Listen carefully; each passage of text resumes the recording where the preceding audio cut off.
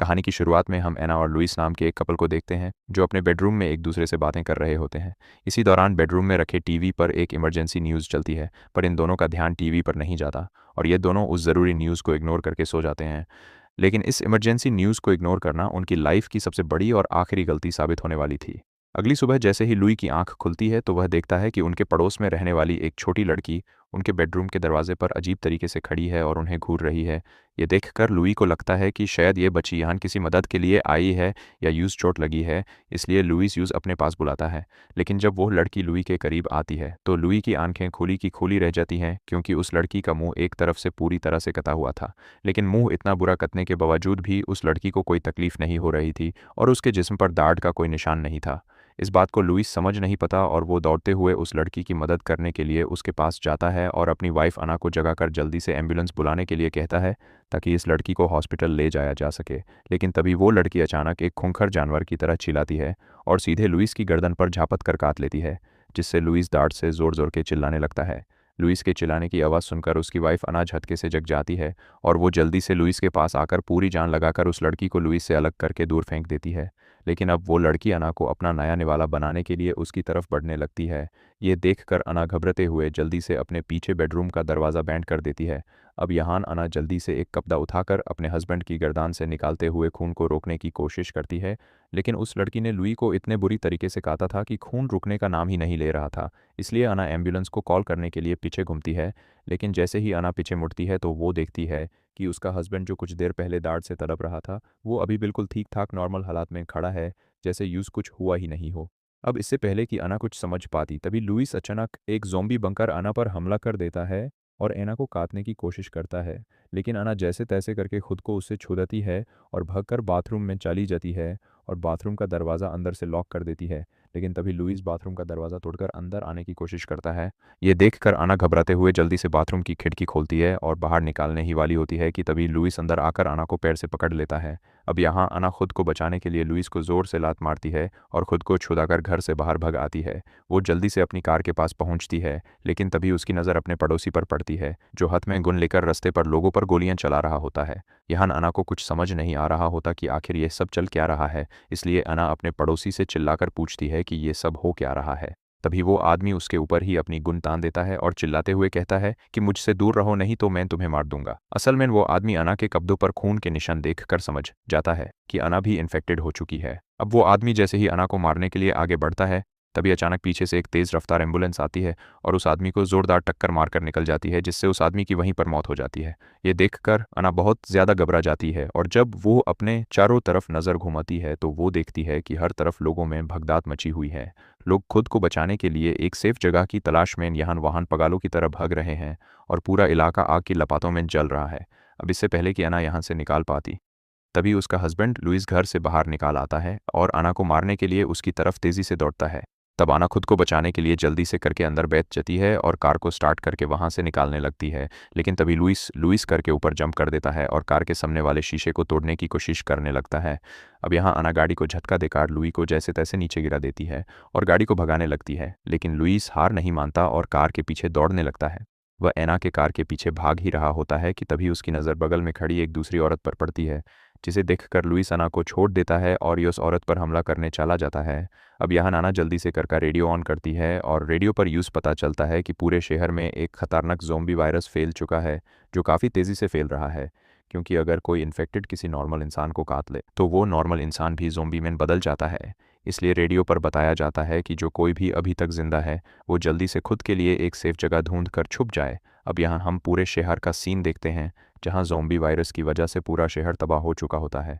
तभी रास्ते में अचानक एक सिक्योरिटी गार्ड आकर अना से कार छीनने की कोशिश करता है, मगर अना उसे लात मारकर खुद को छुड़ाती है। लेकिन इस दौरान गाड़ी बेकाबू हो जाती है और कार सीधे सामने एक पेड़ से टकरा जाती है। कार इतनी ज़ोर से टकराती है कि अना तुरंत बेहोश हो जाती है और जब कुछ देर बाद उसे होश आता है तो वो कार से बाहर निकालती है। लेकिन तभी एक पुलिस ऑफिसर उसके ऊपर गुन तान देता है और अना से कुछ बोलने को कहता है ताकि यूज़ पता चल सके कि अना ज़ॉम्बी है या नॉर्मल इंसान, क्योंकि ज़ॉम्बीज़ बोल नहीं सकते थे। अना रोती हुई कहती है कि प्लीज़ मुझे मत मरो। ये सुनकर पुलिस ऑफिसर समझ जाता है कि अना इन्फेक्टेड नहीं है। अना भी समझ जाती है कि उसकी जान इस ऑफिसर के साथ सेफ रहेगी, इसलिए वह उससे मदद मांगती है और ऑफिसर का नाम केनेथ था जो उसे अपने पीछे आने को कहता है। कुछ दूर आगे जाने के बाद उन्हें 3 और लोग मिलते हैं, जिसमें लोरा नाम की एक लड़की थी जो 8 महीने की प्रेग्नेंट थी। उसके साथ उसका हस्बैंड अंद्रे था और उनका तीसरा साथी माइकल था। अब ये 5 लोगों की टीम एक सेफ जगह की तलाश में आगे बढ़ने लगते हैं और कुछ दूर आगे जाने के बाद इन्हें इन सामने एक बड़ा मॉल नज़र आता है। ये लोग इस मॉल में रहना का फैसला करते हैं क्योंकि यह मॉल एक सेफ जगह थी और अंदर खाने पीने की कोई कमी नहीं थी। लेकिन जैसे ही ये लोग मॉल के दरवाजे पर पहुंचे हैं तो पता चलता है कि दरवाज़ा अंदर से लॉक है। तभी कुछ दूरी पर एक ज़ोंबी इन्हें देख लेता है और उनकी तरफ तेज़ी से बढ़ने लगता है। यह लोग उस ज़ोंबी पर गोलियां चलाते हैं पर उस पर कोई असर नहीं होता और गोली की आवाज़ सुनकर आसपास के और भी ज़ोंबीज़ उनकी तरफ बढ़ने लगते हैं। तब पुलिस ऑफिसर जल्दी से दरवाजे के लॉक पर गोली मारकर उसे तोड़ देता है और ये लोग अंदर आकर दरवाज़ा बैंड कर देते हैं। अंदर आकर ये लोग मॉल का हर एक कोना चेक करते हैं, पर अच्छी बात यह थी कि अंदर कोई ज़ोंबी नहीं था। तभी माइकल जब स्टोर रूम की तरफ जाता है तो यूज अंदर से अजीब सी आवाज़ आती है। वो जैसे ही दरवाज़ा खोलता है तो उसकी सांसें अटक जाती हैं क्योंकि अंदर एक ज़ोंबी एक इंसान को जिंदा खा रहा होता है। वो ज़ोंबी माइकल पर हमला करता है पर माइकल एक नुकीली लकड़ी उसके सर में घूप कर यूज मार देता है। वहीं दूसरी तरफ एक नया ज़ोंबी आकर उस प्रेग्नेंट लड़की लोरा पर हमला करता है पर ऑफिसर यूज पकड़ लेता है। ऑफिसर जब कमज़ोर पड़ रहा होता है तो अना हिम्मत करके गन उठाती है और उस ज़ोंबी को शूट कर देती है। अब सभी लोग जल्दी से लिफ्ट के जरिए ऊपर वाले फ्लोर पर चले जाते हैं, पर जैसे ही लिफ्ट का दरवाज़ा खुलता है सामने 3 सिक्योरिटी गार्ड्स उन पर गन तान कर खड़े होते हैं, जिनका लीडर सीजे था। सीजे कहता है कि तुम लोग यहाँ से चले जाओ क्योंकि तुम्हारे आने से हम भी खतरे में पड़ सकते हैं। माइकल उसे समझाने की कोशिश करता है कि नीचे पूरा मॉल ज़ोंबीज से भरा है पर सीजे नहीं मानता। तब अंद्रे रिक्वेस्ट करता है कि मेरी वाइफ प्रेग्नेंट है, प्लीज़ मदद करो। सबके बोलने पर सीजे मान जाता है पर एक शर्त रखता है कि उन्हें अपने सारे हथियार गार्ड्स को देने होंगे। दूसरा रास्ता न होने पर ये लोग अपने वेपन दे देते हैं और अंदर आ जाते हैं। टीवी पर न्यूज़ से उन्हें पता चलता है कि पूरे कंट्री में वायरस फैल चुका है और इन ज़ॉम्बीज़ को मरने का सिर्फ एक ही तरीका है कि इनके सर पर गोली मारी जाए। इसी बीच प्रेग्नेंट लड़की लोरा अपने पति अंद्रे को बाथरूम में ले जाकर अपने हाथ पर ज़ोंबी के काटने का निशान दिखाती है। अंद्रे अपनी वाइफ को शांत करता है और कहता है कि इस निशान के बारे में किसी को मत बताना।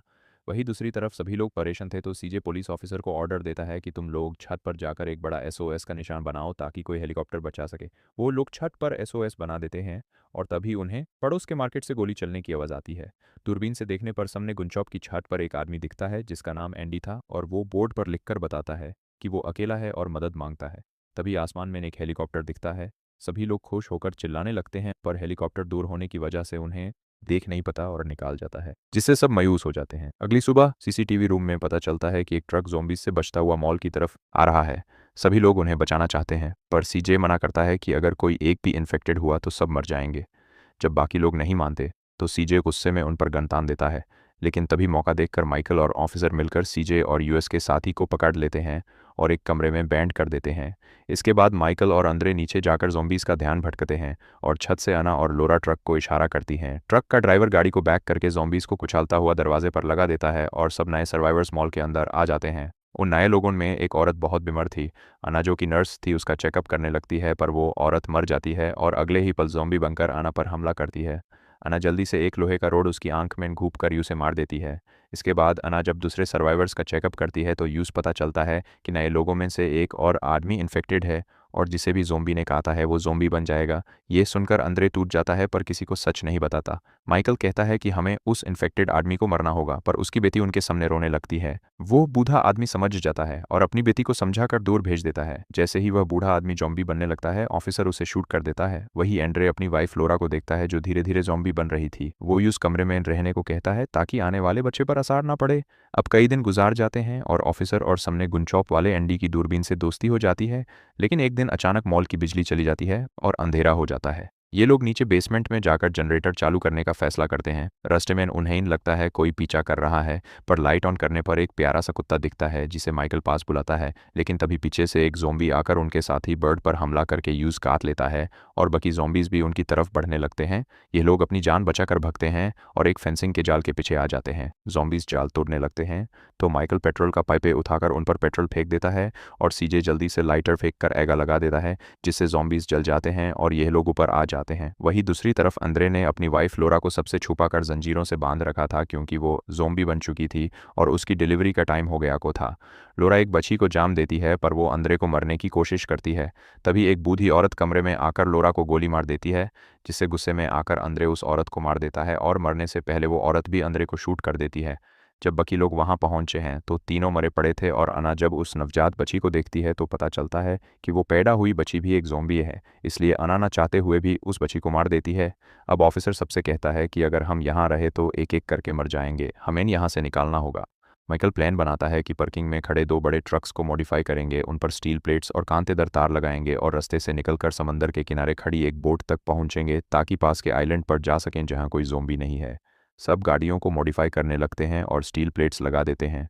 माइकल गाड़ी में एक खाली जगह दिखाकर कहता है कि अगर ज़ॉम्बीज़ ऊपर चढ़ने की कोशिश करेंगे तो हम चेनसॉ की मदद से उन्हें काट देंगे। वही छत पर ऑफिसर सामने गनशॉप वाले एंडी को बोर्ड पर लिखकर बताता है कि हम निकाल रहे हैं और तुम्हें भी डिले चैलेंज। एंडी बताता है कि उसके पास खाना खत्म हो गया है। तब ऑफिसर उस पकड़े हुए कुत्ते की पीठ पर खाना बांधकर एंडी की तरफ भेज देता है क्योंकि ज़ॉम्बीज़ कुत्तों पर हमला नहीं करते। कुत्ता रास्ता पार करके गुंचेप के छोटे दरवाजे से अंदर चला जाता है, पर उसके पीछे पीछे ज़ॉम्बीज़ भी अंदर घुस जाते हैं और एंडी को मार डालते हैं, जिसकी चीख ये लोग वॉकी टॉकी पर सुनकर उदास हो जाते हैं। अब सब समझ जाते हैं कि जल्दी निकलना होगा।